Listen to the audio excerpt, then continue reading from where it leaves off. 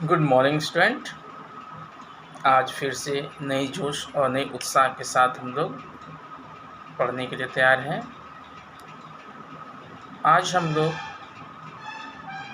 कहानी के प्लॉट के शेष भाग को पढ़ेंगे और जानेंगे।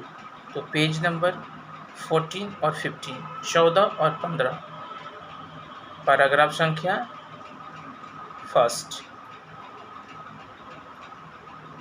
पहले मैं आदर्श वाचन करके आपको कहानी का सारांश भाग बाय भाग समझाते जाऊंगा। जब पूरा पाठ समाप्त हो जाएगा तो मैं इस कहानी का निचोड़ शॉर्ट में आपको एक बता दूंगा, तो आप इस वीडियो को ध्यान से सुनेंगे और ज़्यादा से ज़्यादा इस वीडियो को आप जुड़ जाएं, जिससे जब तक ऑनलाइन क्लास चलती रहे आपके पास हमारा हर एक वीडियो, हर एक चैप्टर का आपके पास पहुंच जाए। इसलिए आप इस YouTube चैनल को आप सब्सक्राइब कर देंगे, जिससे आपको नोटिफिकेशन मिलते रहे। तो आइए हम लोग समय व्यर्थ न करते हुए पाठ की ओर बढ़ते हैं। पेज नंबर 14 में पैराग्राफ फर्स्ट। बेचारी उस उम्र में भी कमर में सिर्फ एक पतला सा चिथड़ा लपेटे हुए था। चिथड़ा मतलब कपड़ा का टुकड़ा, जो मुश्किल से उसकी लज्जा ढकने में समर्थ था। आप जानते हैं, स्त्रियों के लिए सबसे महत्वपूर्ण उसकी इज्जत और प्रतिष्ठा है, और उस लड़की के पास अपने शरीर को ढकने के लिए, उसके तन को ढकने के लिए सही से उसके तन पर, शरीर पर एक कपड़ा भी नहीं था। उसके सिर के बाल तेल बिना बुरी तरह बिखर कर बड़े डरावने हो गए थे। उसकी बड़ी बड़ी आँखों में एक अजीब ढंग की करुण कातर चितवन, अनेक दया की, दुख की एक रेखा नजर आ रही थी। दरिद्रता राक्षसी ने सुंदरता सुकुमारी का गला टिप दिया, और ऐसा प्रतीत हो रहा था कि दरिद्रता ने, गरीबी ने एक सुंदर लड़की का गला दबा दिया है। कहते हैं, प्रकृति सुंदरता के लिए कृत्रिम श्रृंगार की जरूरत नहीं होती है। यानी ईश्वर के द्वारा जो हमें सुंदरता दी गई है, उसमें कृत्रिम श्रृंगार की ज़रूरत नहीं होती। लेकिन आए दिन हम लोग जानते हैं, देखते हैं, अगर हमें कहीं पार्टी फंक्शन, शादी विवाह या कहीं जाना है तो हम अपने कृत्रिम सुंदरता को में विश्वास करते हैं, प्राकृतिक सुंदरता में विश्वास नहीं करते हैं। फैशन की दौर में आजकल बहुत सारे कृत्रिम प्रोडक्ट आ गए हैं सुंदर करने के लिए, और इस कारण हम प्राकृतिक ईश्वर के द्वारा दिया गया रूप को हम भूल जाते हैं।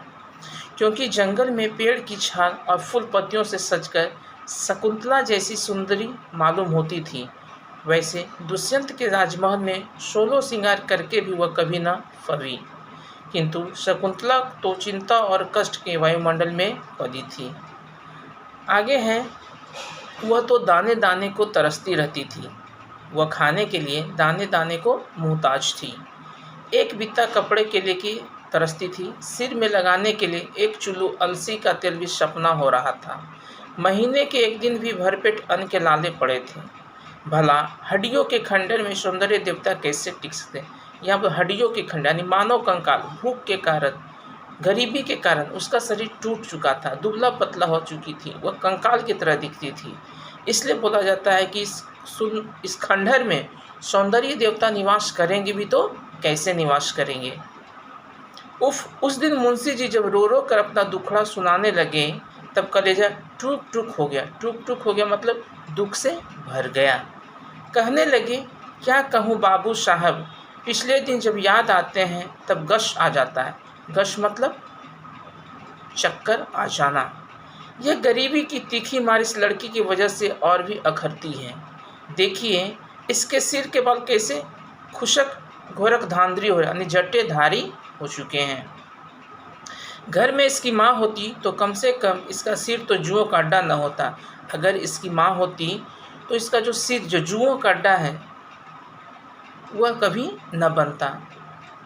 आगे है, अगर अपने घर में तेल होता तो दूसरे के घर जाकर कंघी चोटी करा लेती। चिड़िया का घोंसला तो न बनता। आप तो जानते हैं, यह छोटा सा गांव है। कभी साल छमासे में किसी के घर बच्चा पैदा होता है तो इसके सूखे सूखे बालों में नसीब जागते हैं।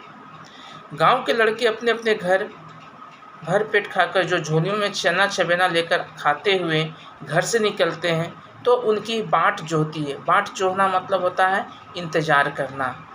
उनके पीछे पीछे लगी फिरती हैं, तो भी मुश्किल से दिन में 1-2 मुट्ठी चना चबेना मिल पाता है। खाने पीने के समय किसी के घर पहुंच जाती तो इसके ढीठ लग जाने के भय से घरवालियां दूर दूराने लगती है। कहा जाता है कि इस तरह की बच्ची अगर खाने के समय किसी घर के दरवाजे पर पहुंचे तो उसको भगाना शुरू करते हैं। सबको भय लगता है, शक लगता है कि कहीं हमारे घर में आफत ना आ जाए, इसलिए उसको भगाते हैं। कहाँ तक अपनी मुसीबतों का बयान करूं, और वो बोलते हैं कहाँ तक अपनी दुख की जो ज़िंदगी है उसको मैं आपको बताऊं। आगे है, कभी कभी एक आध फाका चना चमेना मेरे लिए भी ले आती है। उस समय हृदय दो टुक हो जाता है।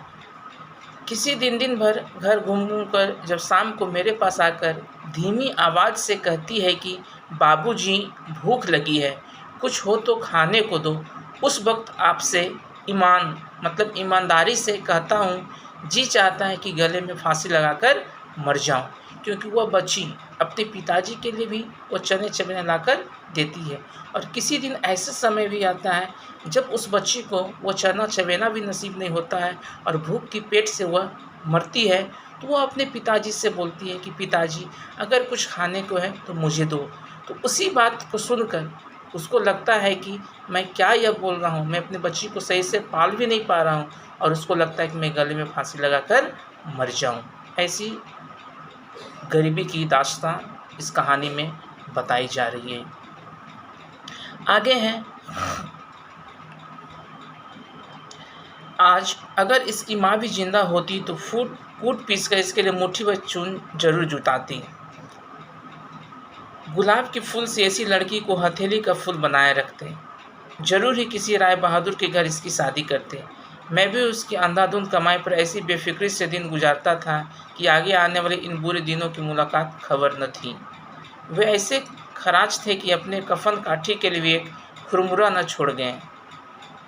एक दिन वह था कि भाई साहब के पेशाब से चिराग चलता था। एक दिन यह भी है कि मेरी हड्डियाँ मुफलिसी की आँच से मोमबत्तियों की तरह घूल घूल कर जल रही है। इस लड़की के लिए आसपास के सभी जुआरी भाइयों के यहाँ मैंने 50 फेरे लगाए, दांत दिखाए, हाथ जोड़कर विनती की, पैर पड़ा, यहाँ तक बेहाया होकर कह डाला कि बड़े बड़े वकीलों, डिप्टियों और ज़मींदारों की चुनी चुनाई लड़कियों में मेरी लड़की को खड़ी करके देख लीजिए कि सबसे सुंदर जचती है या नहीं। और आए दिन हम लोग जानते हैं एक लड़की के लिए उसके माँ बाप जब शादी के लिए उसके लिए लड़की का या वर को खोजते हैं तो कितनी परेशानियां होती हैं, कितने घर, कितने परिवार के पास भटकते हैं। अपनी बेटी की सुंदरता, उसकी काबिलियत, उसकी पढ़ाई लिखाई का बखान करते हैं, फिर भी सही से वर नहीं मिल पाता। वहीं इस कहानी में भी घटना बताई जा रही। भगजोगनी के लिए उसका पिताजी भी ने दर ऐसे ठोकरें खाते जा रहे हैं। और वह बोलते हैं कि बहुत सारी लड़कियों, वकील, प्रोफेसर, डिप्टी कमिश्नर जो की भी बेटियों हैं, उसकी बेटियों के सामने मेरी बेटी को खड़ा करके देख लो, अगर उससे सुंदर कम निकली तो मुझे बताना।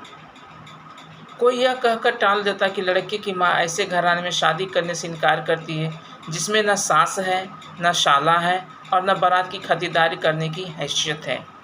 कोई कहता है कि गरीबी घर की लड़की चटोर और कंजूस होती है, यानी बहुत तरह की तानाएं उसको सुनने को मिलती हैं। हमारा ख़ानदान बिगड़ जाएगा। ज़्यादातर लोग यही कहते हैं मिले कि हमारे लड़के को इतना तिलक दहेज मिल रहा है तो भी हम शादी नहीं करें, फिर बिना तिलक दहेज के तो बात ही करना नहीं चाहते हैं। इस तरह जितनी मुँह उतनी बातें सुनने में आती हैं। तो सबसे बड़ा आज का मुद्दा है हमारे समाज में तिलक और दहेज। महज मामूली हैसियत वालों को भी 500-1000 तिलक दहेज फरमाते हैं, जिसकी हैसियत खुद परिवार को संभालने का नहीं है। वे भी लोग आजकल तिलक दहेज इतना मांगते हैं कि कहना मुश्किल है। अंत में वह गुस्सा से चिढ़ जाता है, मगर गरीबी ने तो ऐसा पंख तोड़ दिया है कि तड़फड़ा भी नहीं सकता। और वह अपनी गरीबी का बखान करते हैं कि गरीबी ने मुझे इस तरह से तोड़ मरोड़ दिया है कि हम पूरी तरह से फड़फड़ा भी नहीं सकते हैं। सारे हिंदू समाज के कायदे भी अजीब ढंग के हैं। जो लोग मोल भाव करके लड़की की बिक्री करते हैं वे भले आदमी समझे जाते हैं। यानी जो तोल मोल करके लड़की की बिक्री करते हैं उसके बारे में बताया गया कि हिंदू समाज में वह एक सभ्य समाज के बारे में बोला जाता है और बोला जाता है कि वह बिक्री करते हैं और वही लोग भले आदमी समझे जाते हैं। और कोई गरीब बेचारा उसी तरह मोल भाव करके लड़की को बेचता है तो वह कमीना कहा जाता है। मैं अगर आज इस बेचना चाहता तो इतनी काफ़ी रकम ऐड सकता था कि कम से कम मेरी ज़िंदगी तो ज़रूर ही आराम से कट जाती, लेकिन जीते जी हरगिज एक मक्खी भी न लूँगा, चाहे यह कुंवारी रहे या सियानी होकर मेरा नाम हंसाएं। देखिए ना, सियानी यानी जवान तो करीब करीब हो ही गई है, सिर्फ पेट की मार से उकसने नहीं पाती, बढ़ती रुकी है। अगर किसी खुशहाल घर में होती तो अब तक वह फुट कर जवान हो जाती। बदन भरने से ही खूबसूरती पर रोगन चढ़ता है और बेटी की बाढ़ बेटे से जल्दी होती है। तो इस वीडियो में आज हम लोगों ने इस कहानी के शेष भाग को पढ़ा। अगले वीडियो में हम लोग इस कहानी का जो शेष भाग बचा हुआ है उसको हम लोग पढ़ेंगे। तो वीडियो ख़त्म करने से पहले इस पाठ में आए कठिन शब्द को हम लोग ध्यान देंगे। जैसे बोला गया कर्कश मतलब कठोर, सयान मतलब जवान, शैवाल मतलब सेवार, तरसना मतलब ललायित होना, टूक टूक होना मतलब विदर्द होना, गश मतलब चक्कर या मूर्छित होना, अखरना मतलब महसूस होना, दुरदुराना मतलब भगाना, मुसीबतों कठिनाइयों, अंजुलि हथेली, ईमानन ईमान से ईमानदारी से, परिवरिश भरण पोषण। और इसी पाठ के बीच में बहुत सारे मुहावरे का भी प्रयोग किया गया, जैसे है बारूद की पुड़िया होना, उसी तरह है नींबुआ नोन चटाना, घी के दिए जलाना, कलेजा कांपना। तो आगे हम लोग कल के वीडियो में इस कहानी का जो लास्ट और अंतिम शेष भाग है उसको जानेंगे और समझेंगे। आप नोट कॉपी में जो आपको लेखक परिचय दिया गया है आप साफ साफ उसको जिस तरह मैं भेजा हूँ उसी तरह लिख लेंगे। जब पाठ समाप्त होगा तो आपको प्रश्न अभ्यास कराया जाएगा। और मैं पहले ही बोला हूँ हिंदी के लिए एक मोटी रजिस्टर कॉपी ही आप खरीदेंगे जिसमें आपका प्रश्न अभ्यास, ऑब्जेक्टिव क्वेश्चन, वस्तुनिष्ठ प्रश्न या हमारा जो भी पनिशमेंट होगा सारा वर्क उसी में किया जाएगा। इसलिए आप एक मोटी रजिस्टर कॉपी ही खरीदेंगे।